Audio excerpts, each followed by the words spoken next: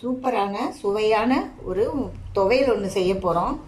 அதை எப்படி செய்கிறதுன்னு பார்க்கலாம். அடுப்பில் கடாய் வச்சுருக்கேன்.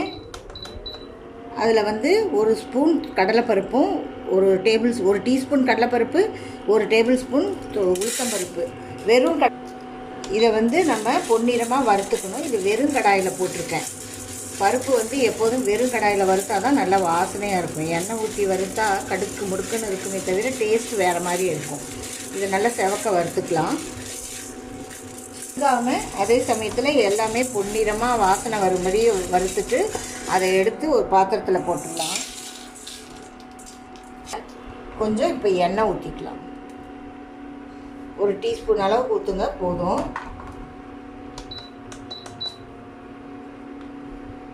அந்த எண்ணெய் காஞ்சிருச்சு. உங்கள் காரத்துக்கு தகுந்த மாதிரி வரமிளகா வச்சுக்கோங்க. நான் சின்ன சின்னதாக இருக்குது, 4 மிளகா போட்டிருக்கேன். ஒரு புளியங்கொட்டை அளவுக்கு புளி,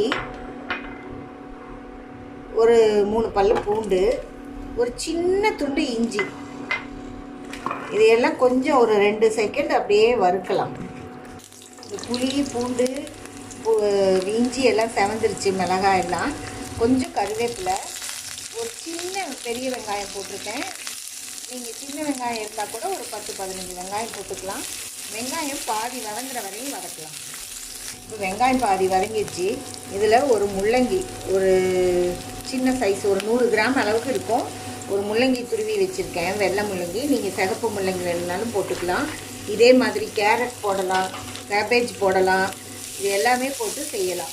இதை வெங்காயமும் முள்ளங்கியும் கொஞ்சம் நல்லா வதங்கணும். ஏன்னா வெந்து வரணும். முள்ளங்கி கொஞ்சம் அனல் கம்மியாக வச்சு வதக்குவோம். நம்ம முள்ளங்கியை துருவி போட்டதுனால அது சீக்கிரம் வெந்துடும். நல்லா வதங்கி வந்துடுச்சு. ஒரு சின்ன தக்காளி, இல்லைன்னா 2, இல்லைன்னா பெருசாக ஒரு மீடியம் சைஸில் ஒரு தக்காளி பொடியாக நறுக்கி வச்சுருக்கேன். அதையும் போட்டு தக்காளி வேகிற வரையும் வதக்கலாம். இதில் ஒரு டேபிள் ஸ்பூன் அளவுக்கு துருவின தேங்காய் கொஞ்சம் குறைவாக வேணுங்கிறவங்க கூட போட்டுக்கலாம், இல்லை தேங்காயே வேண்டாங்கிறவங்களும் போட்டுக்கலாம். இதை போட்டு கொஞ்சம் செவக்கிற அளவுக்கு நல்லா கிளறிட்டு இதை வேறு ஒரு பாத்திரத்தில் கொட்டி ஆற வைக்கலாம்.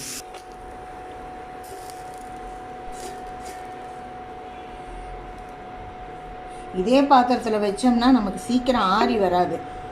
சீக்கிரம் ஆறணுன்னா நம்ம வேறு பாத்திரத்தில் வச்சுட்டு இதுக்கு ஆறுனதுக்கப்புறம் நம்ம மிக்சியில் போட்டு அரைக்கலாம். இப்போ இதுக்கு தேவையான அளவுக்கு உப்பு போட்டுக்கலாம். இது ஆறிடுச்சு. நம்ம மிக்சி ஜாரில் இதை முதல்ல போட்டுக்கலாம்.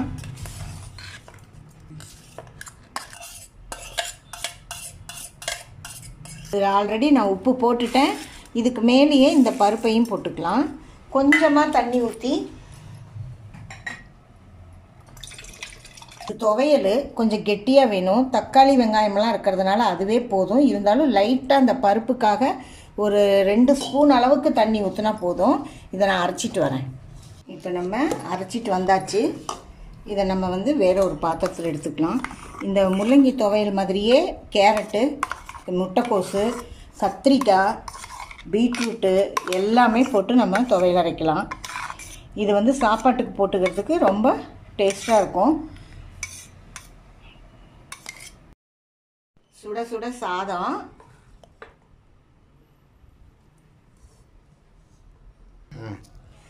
அதுக்கு நம்ம சுவையாக அரைச்ச முள்ளங்கி துவையல். இது நமக்கு சத்தாகவும் இருக்கும், டேஸ்ட்டாகவும் இருக்கும். முள்ளங்கி சாப்பிட மாட்டேன்னு சொல்கிற குழந்தைங்கள, சில பெரியவங்க கூட முள்ளங்கி சாப்பிட மாட்டாங்க. இருந்தாலும் இந்த மாதிரி செஞ்சு சொல்லாமல் நம்ம செஞ்சு கொடுத்தோம்னா நல்லா டேஸ்ட்டாக இருக்குதுன்னு சாப்பிட்ருவாங்க. அடிக்கடி செய்ய சொல்லுவாங்க.